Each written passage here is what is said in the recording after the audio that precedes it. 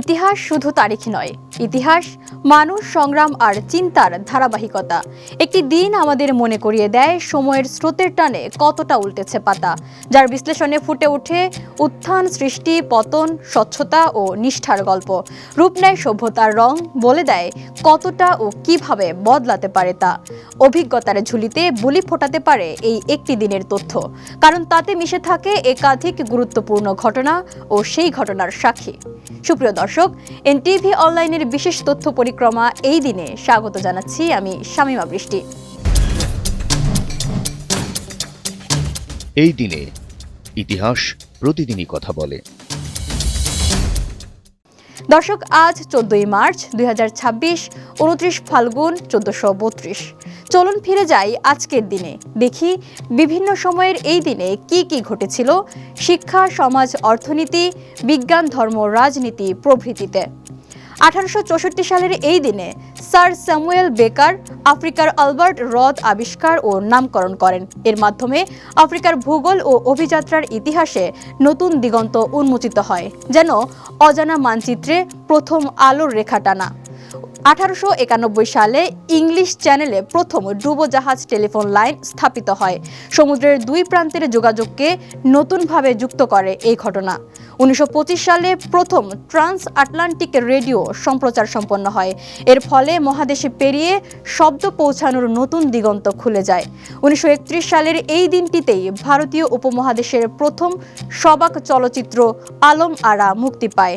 এটি উপমহাদেশের চলচ্চিত্র শিল্পে এক নতুন যুগের সূচনা করে।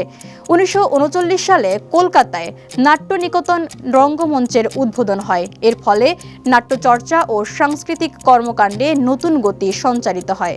1955 সালে ভিয়েতনামে ঐতিহাসিক ডিয়েন বিয়েন ফুয়ের যুদ্ধ শুরু হয়। এটি ঔপনিবেশিক শক্তির বিরুদ্ধে সংগ্রামের ইতিহাসে গুরুত্বপূর্ণ অধ্যায় হয়ে ওঠে। 1973 সালে বিজ্ঞানী মণিলাল ভৌমিক ডেনভার অপটিক্যাল সোসাইটিতে প্রথম একজিমার লেজারের কথা ঘোষণা করেন। এর ফলে আধুনিক লেজার প্রযুক্তি ও চিকিৎসা বিজ্ঞানে নতুন সম্ভাবনার দ্বার উন্মুক্ত হয়। 1975 সালে রোম সম্রাট প্রথম কার্দিনাল পোপের অনুমতি ছাড়াই অভিষেক অনুষ্ঠান করেন। এতে ধর্মীয় ও রাজনৈতিক ক্ষমতার সম্পর্ক নিয়ে নতুন বিতর্কের সৃষ্টি হয়। এজন্য ছিল ক্ষমতার ভারসাম্যে অদৃশ্য টানাপোড়েনের প্রতিফলন। 1975 সালের এই দিনে রাষ্ট্রীয় সফরে আফগানিস্তানের প্রেসিডেন্ট মোহাম্মদ দাউদ ঢাকায় আগমন করেন। এর মাধ্যমে দুই দেশের কূটনৈতিক সম্পর্ক নতুন মাত্রা পায়। 1978 সালে ইসরায়েল মহড়ার অজুহাতে সেনাবাহিনীকে জড়ো করে এবং লেবাননের উপর আগ্রাসন চালায়। এতে মধ্যপ্রাচ্যের রাজনৈতিক উত্তেজনা আরও বাড়ে। 1980 সালে ইরানের সংসদ মজলিসে শুরার প্রথম নির্বাচন অনুষ্ঠিত হয়। এটি ইরানের রাজনৈতিক কাঠামোতে নতুন গণতান্ত্রিক প্রক্রিয়ার সূচনা করে।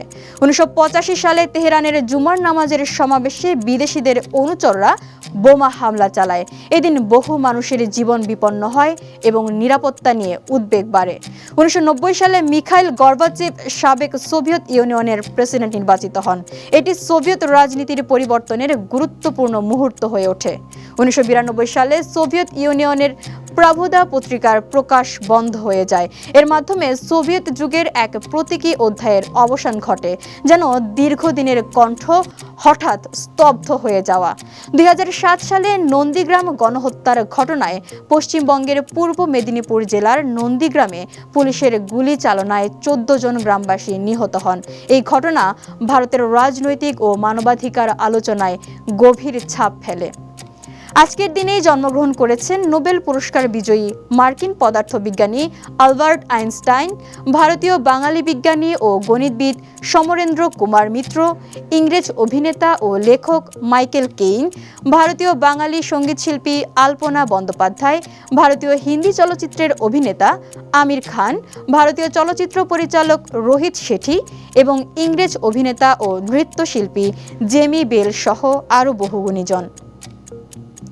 এই দিনেই আমরা হারিয়েছি প্রখ্যাত ওলন্দাজ চিত্রশিল্পী ইয়াকোব ভ্যান রাইসডেল, জার্মান সমাজবিজ্ঞানী ও মার্ক্সবাদের প্রবক্তা কার্ল মার্কস, জার্মান ভাষাতাত্ত্বিক ও দার্শনিক হেরমান স্টাইনটল, বাঙালি কবি যতীন্দ্রপ্রসাদ ভট্টাচার্য, পল্লী কবি জসিমউদ্দিন, ইংরেজ ক্রিকেটার কেন ব্যারিংটন, নোবেল পুরস্কার বিজয়ী মার্কিন পদার্থবিজ্ঞানী উইলিয়াম আলফ্রেড পোলার, বাঙালি কবি ও লেখক শামসুল হক, রস সাহিত্যিক হিমানীশ গোস্বামী এবং ইংরেজ তাত্ত্বিক পদার্থবিজ্ঞানী ও গণিতজ্ঞ স্টিভেন হকিং প্রমুখ।